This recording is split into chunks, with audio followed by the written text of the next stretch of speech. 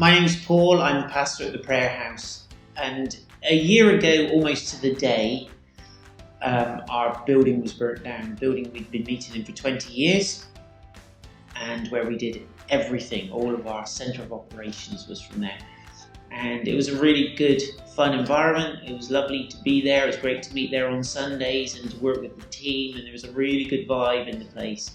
And suddenly it was gone, and so it forced us into a different way of life as a church. And we had to really take serious the idea of doing church without walls. And now, as of today, the government has issued a restriction on any religious gathering of any size, it would seem, and so we want to fully comply with that, but it does mean that we now are forced to think even more radically about how we do church. We believe 100% that the church has been through more difficult times than this in its history, not particularly the Prayer House, but the Church of Jesus, which we're part of, has been through some really, really difficult times, including the Spanish flu when 60 million people died after the First World War, other times of global catastrophe and wars and famines and everything else. And it's still alive and well. The church is alive and well. It's the only organisation that does not lose a member when they die. So it's really cool. And so we're going to come through this together, and we've just been thinking and putting together some really cool strategies which I think will help us. We have an amazing team of techie men and women who are working even now to make this happen. And so we're going to be putting out some really good online content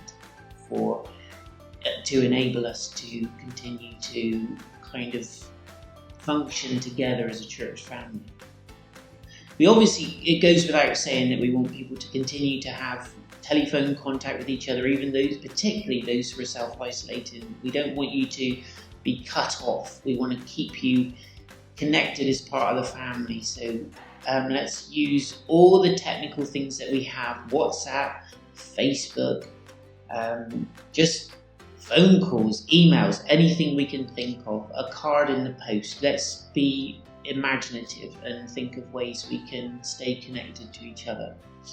But Sunday mornings, when we would normally gather together, we're not going to be able to do that. So we're inviting you to join us for Prayerhouse Online, which will happen at 10:30, and it will include worship with our very own worship leaders and preaching.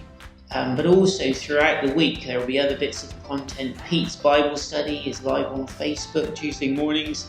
That's going to carry on, and we really want to utilise the skills and technical ability, talents we have within the church to really help the church to feel still connected and still cohesive.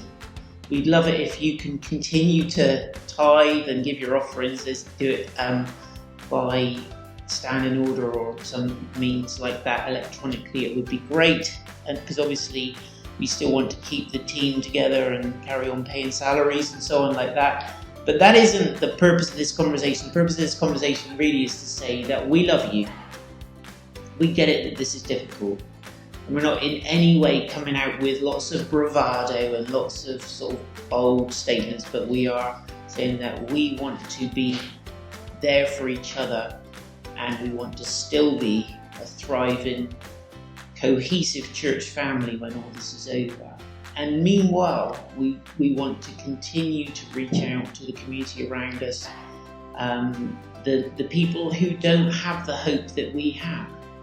And I think it's really, really important that we still carry a heart and a compassion for the people around us. We see if we can bear each other's burdens, help people out with food.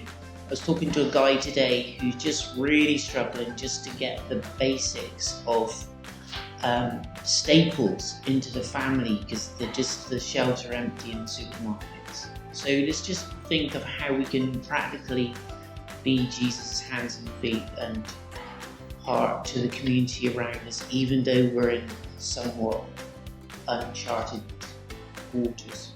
We're going to come through this, and we're still going to be the Prayer House. We're going to find that God's added to us and grown us and blessed us, even in the most challenging time of our lives, perhaps so far. God bless you. Have an amazing day, and we'll be speaking very soon.